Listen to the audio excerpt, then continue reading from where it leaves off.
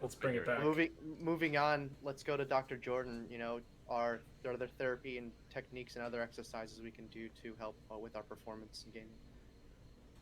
Um, so in terms of like treatment, right, on our end, if you were to either come to our offices or if, maybe we're at an event and you see us and we're, doing, demos and things like that, there's a couple of techniques that we're going to implore, and the way that myself, Dr. Corey, and Dr. Dan implement them are slightly different in their application.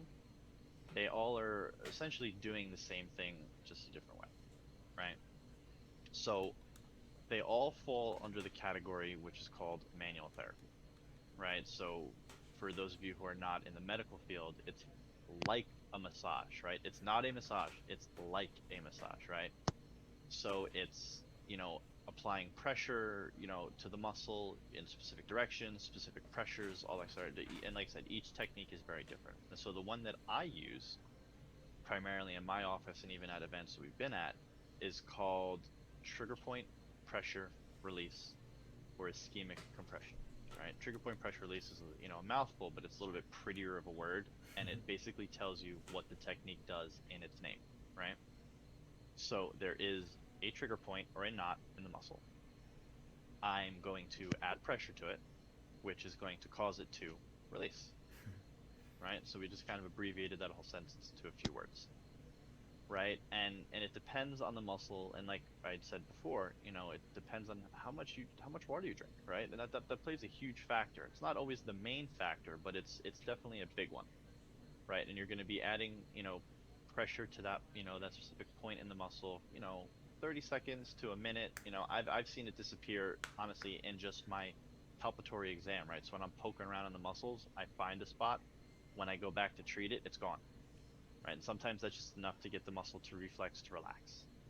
Um, but essentially, for you guys, if you needed to do something at home, there are some things that you can do that you're not really going to hurt yourself, right? I would say don't apply too much pressure, because the last thing I want to see pop up in chat or in Discord is, you know, Dr. Jordan, Dr. Corey, Dr. Dan, I was doing, what you suggested, and I have bruises all over me, right? So I don't want to hear that. Don't even, right? So don't cause enough pressure to bruise yourself. But in terms of, right, pressure release, or trigger point pressure release, literally the easiest thing in the world, right, to do to yourself, but to do it effectively, that's a little more finicky, and that's where we come in and doing it, or another, a chiropractor, a PT doing it to you, right? Because we're trained for that. But you can do it for yourself, in a pinch. You're essentially just going to find a muscle that's bothering you, and specifically for the claw hand, right? It's going to be like Dr. Corey and Dr. Dan are saying. This, you can see this muscle right under my finger activating. And so all you got to do is just create a pincher grip. Right, let's see if I can get this right. I'll turn my hand all the way around. That doesn't help. I'll do it too. Um, Do it from one side, you and do it from the other. you're just gonna apply pressure, right? Unfortunately, normal people really can't hurt themselves, right? So you're not going to be adding too much pressure through it. Me, because I'm an insane person, I don't care and I just keep going, right? Because I want to see what the limit is for myself and how much I can push myself, Weirdo. right? And if you don't, yeah, I know I'm insane. And if you don't like the pincher grip, you can actually, I lock the fingers and I wrap around, and I'll actually use my thumb and push the muscle into the bone. So I actually use the bone for counter pressure, because the bone's not going anywhere, right? I'm not, no one is that strong to push the bone out of the way in the hand. It's just not going to happen. And then once the pain starts to disappear, you can stop, or you can wait for the pain to go away, and you'll feel the muscle kind of melt, and then it's gone. You just keep moving down the line until you don't feel anything anymore, right? And that's, you don't want to be doing this kind of thing multiple times a day, every day. That's not okay. That's when you're going to start damaging the tissue, bruising yourself. Because I did that to one of the muscles in my neck, the SCM, this guy right here, and because it was just driving me crazy one day when I was in school still, and I hadn't learned this stuff. And I kid you not, for a week I could not turn my neck because I bruised that muscle so bad. Good job. So Yikes. yeah, it's terrible, right? So we definitely don't want to bruise the muscles in our hands, especially if we're gaming, being competitive, streaming, because then you can't, right? You're not going to be able to play, right? And then so then the next one we're going to look at is called cross friction, right? So cross friction massage or fascial manipulation. Right? This is what Dr. Corey primarily does, and Oh, it's yeah. terrible. It hurts so bad, Yeah. but you feel like literally a new human being when you're done. And so for the hand, right? I know Corey here has using the second knuckle of your index fingers. I wouldn't want to do that because it's kind of it's hard to do it there, right? There's really not a whole lot of room. I would actually use the side of my thumb or the base of my thumb and I'm just gonna lock my hands, go in, and yeah, that's terrible. It hurts. It's like giving yourself a thumb war. Yeah. Yeah, it's terrible. The other way you could do it is if you put your hand down and the other hand underneath, you can just kind of right in there. And it hurts. Same, doing that, it doesn't feel good. Probably because we were playing around with the claw before we started. That, but also, Dr. Corey and I and Dan as well, part of the majority of our job is using our thumbs. So the thumb muscles and our hands muscles are we're using them literally all day long. The only time we don't use them is when we sleep. Right? So those are going to be kind of that's why sleep is so important. Yes, see, sleep good. Exactly. Gives everything a break. And so that's going to be like kind of like self-treatment and things you can do quickly. I mean, heat is also another option you can do to kind of calm the muscles down. I wouldn't say ice, but I'm also going to not say ice. Double negative. I'm not going to not. Because, right. You said it twice.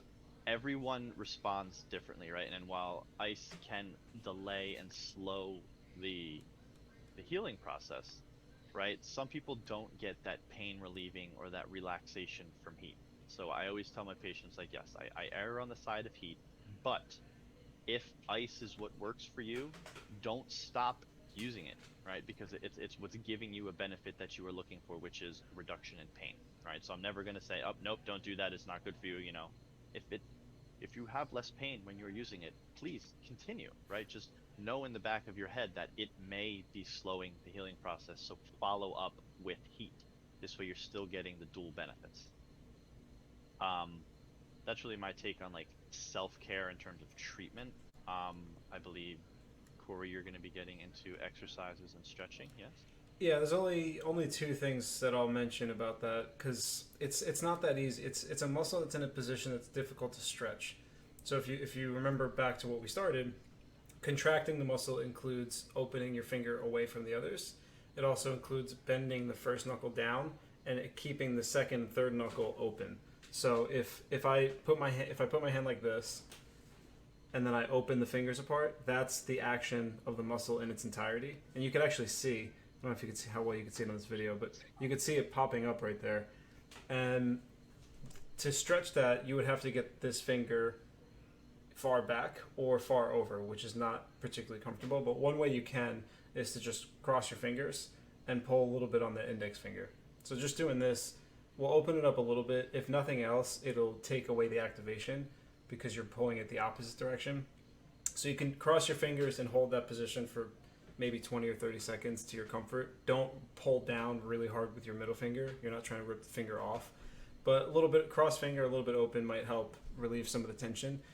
The other thing that we do, including the warm-up exercises, so we talked about the finger roll, we talked about the pincer grip this way, the fingers open this way, and then opening and closing. The opening and closing is important too, because if you take a piece of paper, for example, and just grip it and squeeze it, that is creating the opposite motion. So if the action is to open this way, then squeezing it closed is the antagonist, which can help relax the muscle. So that's another one that's useful. Lastly is, we call it the ulnar nerve glide. So we posted the warm-up, we posted the stretches, and now I'll post, that's a video link in the chat to our injury prevention video. The ulnar nerve glide is starting with your elbow out and your hand in position like this, next to your hip. The owl eye. Yeah, and then lifting it up like a salute. And if that doesn't do it, then get up to here and then turn your hand over and look through your finger. So if it's up and down this way is your ulnar nerve glide. And if you could do that without pain, then your ulnar nerve is not being pulled unnecessarily. It doesn't have the excess tension. If you get to a position where you feel that tingling, that sensation on the side of your hand, your pinky and ring finger, then your ulnar nerve has either an entrapment or there's some level of tension somewhere between the neck and the end of your finger. So doing this exercise to your tolerance, feel that sensation, and go back on it, and then come back through, maybe exceed a little bit, will eventually loosen that up and help you to not feel that tension. And if you keep the ulnar nerve clear, then you keep the motor activation to the most important muscle for your claw grip of the first dorsal interosseous. So it's not much. Consider the warm up. We'll keep posting that everywhere. The finger cross can help you decrease some of the tension. Pincer grip on like a piece of paper or anything small can help decrease the activation. And then the ulnar nerve glide move. Those are the big four. It's not much, but it's something. It's better. Something is better than nothing. And then the last part for taking care of that, Jordan already had mentioned, is the heat or contrast therapy. So generally when you have muscles that are tight and they feel bad, we recommend heat. So mechanical pain, we put heat on it. So that's anything that's muscle or tendon or joint, because the problem is usually stiff or tightness, and you want to increase the blood flow. So if you increase the heat, you expand the blood vessel, you increase the blood flow, and then the blood can help take care of some of the problems. But like Jordan said, sometimes heat doesn't feel great, and sometimes people prefer ice. And if that's the case, we recommend the contrast therapy. So you can use the ice, but you should also add the heat. So and what ends up happening when you do that is the ice will clamp down and decrease the inflammation. It creates a little bit of a vasoconstriction. It limits the blood flow going through. But then when you add the heat to it, it expands the blood vessel and allows the blood to flow through. So if you do the contrast and you do a little bit of both, you'll get an opening of the blood vessel and let all the nutrients and oxygen rush through, and then you'll get a clamping down so you don't have any excess inflammation. So contrast therapy tends to work pretty well for that. And if you want to do that, that's fantastic. But we always recommend the heat for those mechanical or muscular pains that you experience. And on the same plane is a lot of people will always ask about, could I take Advil? Should I take ibuprofen? Should I take that? So in order, Advil and Motrin are ibuprofen. Your Aleve is naproxen, and your Tylenol is acetaminophen. The other option is usually aspirin. So that group, all of those medicines we call non-steroidal anti-inflammatory drugs, or NSAIDs. And if you're asking should you use it, as in this situation, there's two things. As a chiropractor and as somebody who's not your doctor, I'm not going to tell you one way or the other because it's inappropriate. But I will tell you the facts. If you're experiencing strain from overuse, let's say you're doing the claw, you experience the fatigue, you experience some of the straining type pain in the hand, very, very unlikely that your pain is inflammatory. So also very unlikely that any of those medicines will help relieve it. Again, I'm not going to tell you to take it. I'm not going to tell you not to take it. If you really want to know, should I take it? My official advice to you is speak with your doctor. And unfortunately, that's the best answer you'll get from me on that front. But in terms of facts, if it's not inflammatory, they probably won't help. And generally speaking, claw grip fatigue will not be inflammatory. But again, ask your doctor. Looking at kind of the effects of it, kind of taking a step back and looking at the picture, I think maybe Corey or Jordan had mentioned it earlier. You don't just get pain. Pain is there for a reason. Yeah. It's a biological response to something. So whether you're going to take or not take, a form of pain relief, it's always important to say, why is there pain there? So, maybe if you do end up taking them on your choice, you are limiting the response and noticing of the pain. But if it's there because you're causing some damage to the muscle, using those overuse strains or whatever it may be, the pain is there to alert you that what you're doing is not really great for the body right now. So if you do take them, that's fine. That's on your call. But it's important to address the issue of why you have the pain there. So, whether it's from the overuse, the, concentric versus eccentric, agonist for antagonist, but it's important to address the cause of the problem aside from using any pain relief supplements, medications, what it may be. Nice. Nice. What about CBD? Yeah, so that one again, like Dan said, so the example I actually use for my patients, and a lot of them get a kick out of it, would be, let's say you have like your washer and dryer in your house, behind, maybe in the basement. We'll use the basement example. So your washer and dryer is in your basement, and one day the pipe bursts to your washer, and it's the water's flowing into your basement. To take a pain medication and not address the problem would be to close the door to your basement and just forget about it. Where the reality Or is, put a bucket under and yeah, not close it. if a pipe bursts in your basement, the correct answer is to get the pipe fixed. So either if you know how to do it yourself, that's great. If you call a plumber, also great. But you fix the problem first. You don't just close the door. So taking a pain med without addressing the issue is closing the door on the leak in your basement until your basement floods, and then likewise, in that situation of the basement, that water is going to cause damage to your house. And if you don't take care of the problem, in the mechanical problem or whatever problem you have in your body, and you just ignore it with pain meds, that could lead to a problem elsewhere. So you always want to start at the root of the problem. And if you need to take a supplement, you need to take a pain med to alleviate while you're dealing with the problem, that's fine. But you can't just take the pain med and ignore the problem and hope it'll go away, because a lot of problems don't just go away. So so back to your question, the CBD is great as a supplement. It's great to use because it'll have a lot of benefit. It'll decrease some of the pain, but at the same time, you got to make sure you're dealing with the problem. So we're gonna switch over #ad real quick. If you do have pain, we have a supplement here called Got Pain from a company called skins.gg. Check them out. Their website is also skins.gg. So if you're dealing with hand pain, mechanical pain, you want to try a CBD topical cream to decrease that pain, skins.gg. Skins with a Z. Yeah, skins with a Z. .gg. Yeah, sorry. Post the link in the chat. Comment Learning. section. Nice comment There's section. commenting in the chat. Chat comments. Chat, comment, compliment. So if there's anybody left in chat paying attention, does anybody have any questions? Because if so, the floor is Looks open. like that's it. Yeah. Please post them in the comment section. Comment your chat. Chat in the comment section. Otherwise, we'll wrap this up, and We'll see you it's next been a time. good one. Yeah, no, this claw grip has been a good one. It's something I can relate to as a controller gamer. When I still go and play in Halo, I use the claw.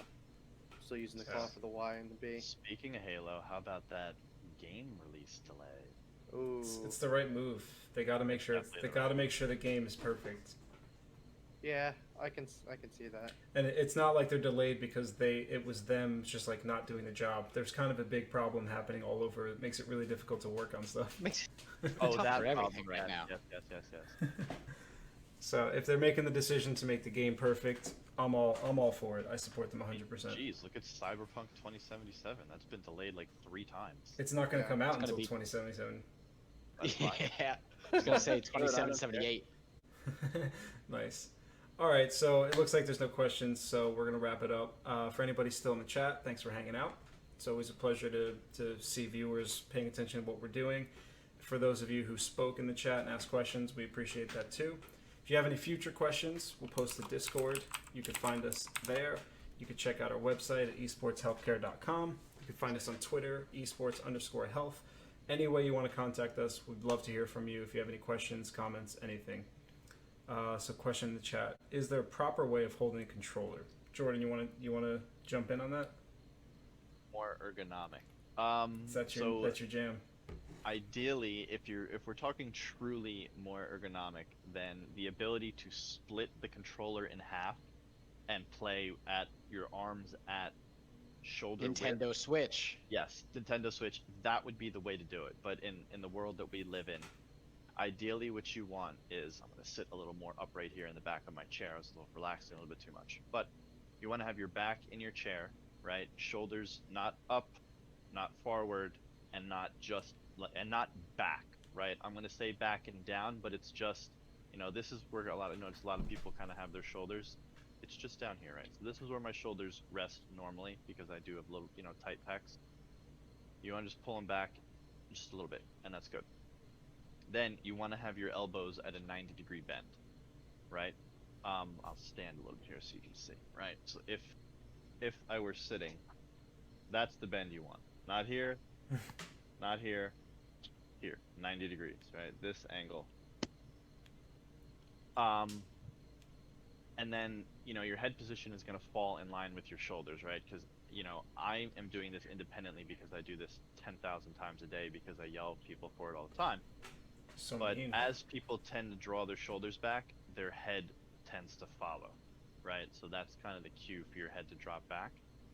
And then again, with the elbows at 90, you know, at your side, either resting on the armrest, not pressing into it, right? Not leaning through it, just kind of hanging there. That's going to be the most like ergonomic, proper way to hold a controller, right? I don't like claw grip because of the negative effects that it can have. But That's why we're here. specifically on my body, right? I hate it. It doesn't feel good on my hand, but I'm also not a controller gamer. I am a Right. mouse and keyboard guy. I tried to play controller recently, and I wanted to throw it through the wall because I just couldn't move. He the way kept that he I kept he kept getting destroyed by people on using claw grip. wanted. Not good. Yeah, Not because good. we're more efficient than him. But that would be Yeah, my suggestion in holding the controller, you know, properly. It comes down to you want to find the balance between performance and ergonomics and health. Yeah. So, you know, if you really are playing better with the claw grip, it's tough for us to advise you to play in a way that you're not going to perform as well. But by listening to the advice that we've given in this video of the things we've pointed out, it might make the claw grip more tolerable and less, you know, painful, risk, you know, all those issues we had brought up before. Right, balance it out. That's what I was. Exactly. What I was saying. You do say that a lot. Stupid. But good question. Yeah, no, that is. Yeah, great question. Thank you so much. And if you think of anything else, again, we're always here in the Discord chat. We can always get back to you as soon as possible with anything. Yeah, And if we don't know anything, we'll look it up for you. Yeah, or we'll point you in the direction of someone who does know. yeah, Exactly. We're definitely not difficult to get a hold of. If you want to talk to us, we're available. Cool. So with that, thanks again, everybody. We're going to end it there. So if anybody's got anything else to say, if not, we will turn it to our buddy Dan to sign us out. Hold on, you got to do it again. It broke Got out. again. Yeah, you broke up. See ya! There you go.